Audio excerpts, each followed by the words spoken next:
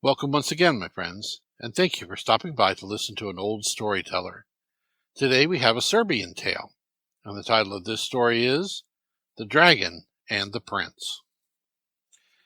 There was an emperor who had 3 sons. One day the eldest went out hunting, and when he got outside the town, up sprang a hare out of a bush, and he went after it, and hither and thither, till the hare fled into a watermill, and the prince after it. But it was not a hare, but a dragon, and it waited for the prince, and devoured him. When several days had elapsed, and the prince did not return home, people began to wonder why it was that he was not to be found. Then the middle son went hunting, and as he issued from the town, a hare sprang out of a bush, and the prince went after it, and hither and thither, till the hare fled into the watermill, and the prince after it. But it was not a hare, but a dragon, who waited for and devoured him. When some days had elapsed, and the prince did not return, either of them, the whole court was in sorrow. Then the third son went hunting, to see whether he could not find his brothers. When he issued from the town, again up sprang a hare out of a bush, and the prince went after it, and hither and thither, till the hare had fled into the watermill. But the prince did not choose to follow it, but went to find other game, saying to himself, "When I return, I shall find you." After thus he went for a long time up and down the hill, but found nothing. Then returned to the watermill. But when he got there was only an old woman in the mill. The prince invoked God, and addressing her, "God help you, old woman." The old woman replied, "God help you, my son." Then the prince asked her, "Where, old woman, is my hare?" She replied, "My son, that was not a hare, but a dragon. It kills and throttles many people." Hearing this, the prince was somewhat disturbed, and said to the old woman, "What shall we do now? Doubtless my 2 brothers also have perished here." The old woman answered, "They have indeed, but there's no help for it. Come home, my son, lest you follow them." Then he said to her, "Dear old woman, do you know what? I know that you will be glad to liberate yourself from that pest." The old woman interrupted him, "How should I not? It captured me too in this way, but now I have no means of escape." Then he proceeded, "Listen well to what I am going to say to you. Ask it whither it goes and where its strength is. Then kiss all that place where it tells you its strength is, as if from love, till you ascertain it, and afterwards tell me when I come." Then the prince went off to the palace, and the old woman remained in the watermill. When the dragon came in, the old woman began to question it. "Where in God's name have you been? Whither did you go so far?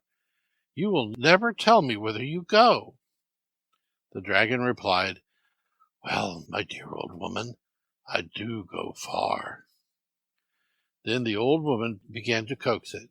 "And why do you go so far? Tell me where your strength is. If I knew where your strength is, I don't know what I should do for love. I would kiss all that place." Thereupon the dragon smiled and said to her, "Yonder is my strength in that fireplace."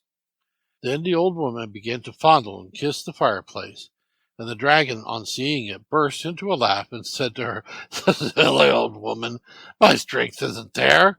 My strength is in that tree fungus in front of the house." Then the old woman began again to fondle and kiss the tree, and the dragon again laughed and said to her, "Oh, hey, old woman, my strength isn't there."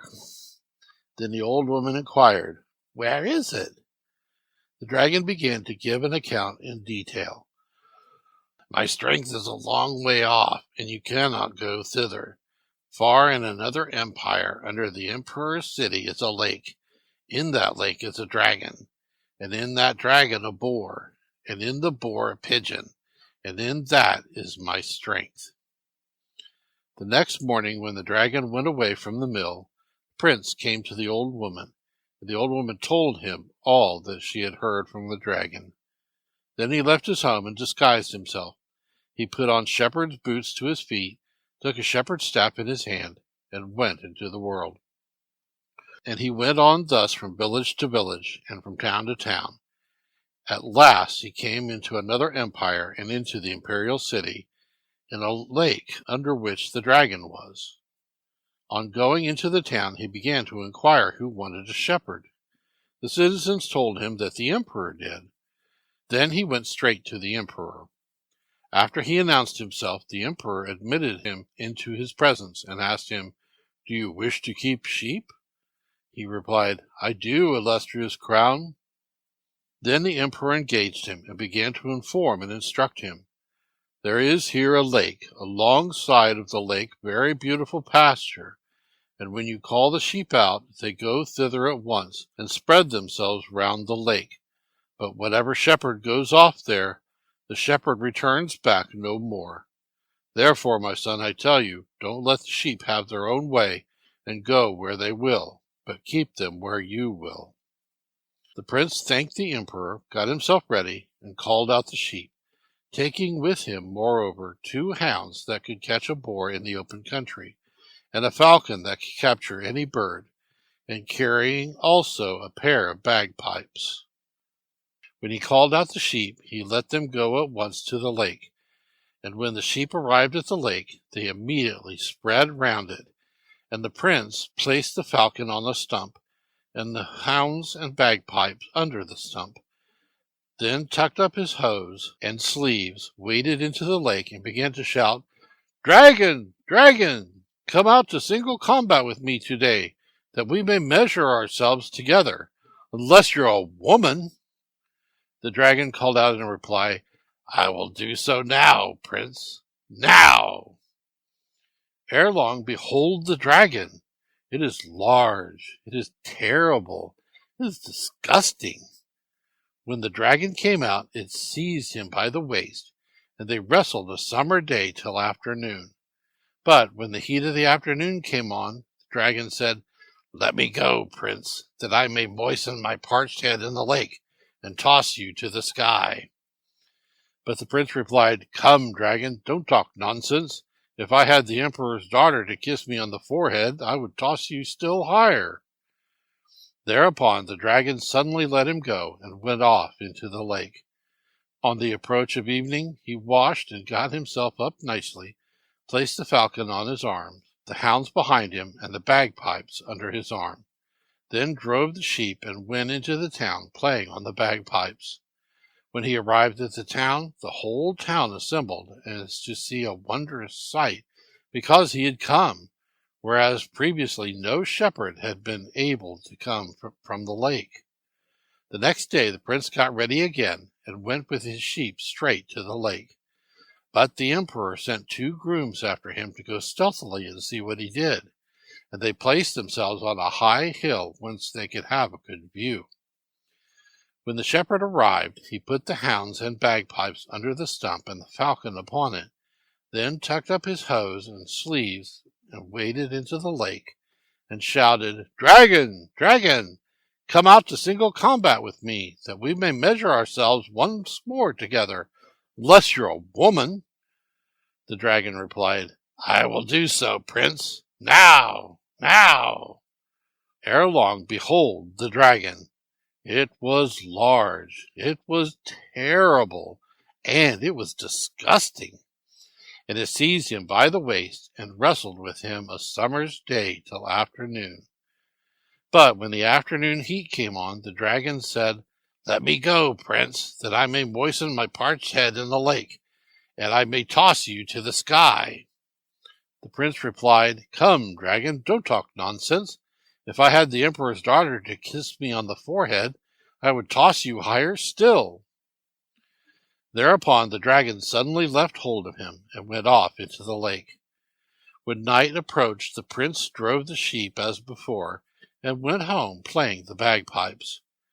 When he arrived at the town, the whole town was astir and began to wonder, because the shepherd came home every evening, which no one had been able to do before. Those 2 grooms had already arrived at the palace before the prince, and related to the emperor in order everything that they had heard and seen. Now, When the emperor saw that the shepherd returned home, he immediately summoned his daughter into his presence and told her all, what it was and how it was. "But," said he, "tomorrow you must go with the shepherd to the lake and kiss him on the forehead." When she heard this, she burst into tears and began to entreat her father. "You have no one but me, and I am your only daughter, and you don't care about me if I perish." Then the emperor began to persuade and encourage her. "Don't fear, my daughter. You see, we have had so many changes of shepherds, and of all that went into the lake, not one has returned. But he had been contending with the dragon for 2 whole days, and it has done him no hurt. I assure you, in God's name, that he is able to overcome the dragon. Only go tomorrow with him to see whether he will free us from this mischief which has destroyed so many people." When, on the morrow, the day dawned and the sun came forth, up rose the shepherd, up rose the maiden too, to begin to prepare to go to the lake. The shepherd was cheerful, more cheerful than ever, but the emperor's daughter was sad and shed tears. The shepherd comforted her. "Lady sister, I pray you, do not weep, but do what I tell you. When it is time, run up and kiss me, and fear not." As he went and drove the sheep, the shepherd was thoroughly cheery, and played a merry tune on his bagpipes. But the damsel did nothing but weep as she went beside him, and he several times left off playing and turned toward her. "Weep not, golden one, fear not." When they arrived at the lake, the sheep immediately spread round it, and the prince placed the falcon on the stump, and the hounds and the bagpipes under it, then tucked up his hose and sleeves, waded into the water, and shouted, "Dragon, dragon, come out to single combat with me. Let us measure ourselves once more, unless you're a woman." The dragon replied, "I will, prince, now, now." Ere long, there was the dragon. It was huge. It was terrible. It was disgusting. When it came out, they seized each other by the middle and wrestled a summer's day till afternoon. But when the afternoon heat came on, the dragon said, "Let me go, prince, that I may moisten my parched head in the lake and toss you to the skies." The prince replied, "Come, dragon, don't talk nonsense. If I had the emperor's daughter to kiss me on the forehead, I would toss you much higher." When he said this, the emperor's daughter ran up and kissed him on the face, on the eye, and on the forehead. Then he swung the dragon and tossed it high into the air, and when it fell to the ground, it burst into pieces. But as it burst into pieces, out of it sprang a wild boar, and started to run away. But the prince shouted to his shepherd dogs, "Hold it, don't let it go!" And the dogs sprang up and after it, caught it, and soon tore it to pieces. But out of the boar flew a pigeon, and the prince loosed the falcon, and the falcon caught the pigeon and brought it into the prince's hands. The prince said to it, "Tell me now, where are my brothers?" The pigeon replied, "I will, only do me no harm. Immediately behind your father's town is a watermill, and in the watermill are 3 wands that have sprouted up. Cut these 3 wands from below, strike with them upon their root. An iron door will immediately open into a large vault. In that vault are many people, young and old, rich and poor, small and great, wives and maidens, so that you can settle a populous empire. There, too, are your brothers." When the pigeon had told him this, the prince immediately wrung its neck. The emperor had gone out in person and posted himself on the hill from which the grooms had viewed the shepherd, and he too was a spectator of all that had taken place. After the shepherd had thus obtained the dragon's head, twilight began to approach. He washed himself nicely, took the falcon on his shoulder, the hounds behind him, and the bagpipes under his arm, played as he went, drove the sheep, and proceeded to the emperor's palace with the damsel at his side, still in terror. When they came to the town, all the town assembled as to see a wonder. The emperor, who had seen all his heroism from the hill, called him into his presence and gave him his daughter, and went immediately to the church, had them married, and held a wedding festival for a week. After this, the prince told him who and whence he was, and the emperor and the whole town rejoiced still more. Then, as the prince was urgent to go to his own home, the emperor gave him a large escort and equipped him for the journey. When they were in the neighborhood of the watermill, the prince halted his attendants and went inside, cut up the 3 wands, and struck the root with them, and the iron door opened at once. In the vault was a vast multitude of people. The prince ordered them to come out one by one, and go whither each would, and stood himself at the door. They came out thus one after another, and lo, there were his brothers also, whom he embraced and kissed. When the whole multitude had come out, they thanked him for releasing and delivering them, and went each to his own home. But he went to his father's house with his brothers and bride, and there lived and reigned to the end of his days. Thank you once again for listening to this story. If you enjoyed this story, please press that like button. Also, please help an old storyteller out by subscribing to my channel. The next story will be posted in a few days, so until then, may your story continue to be a good one.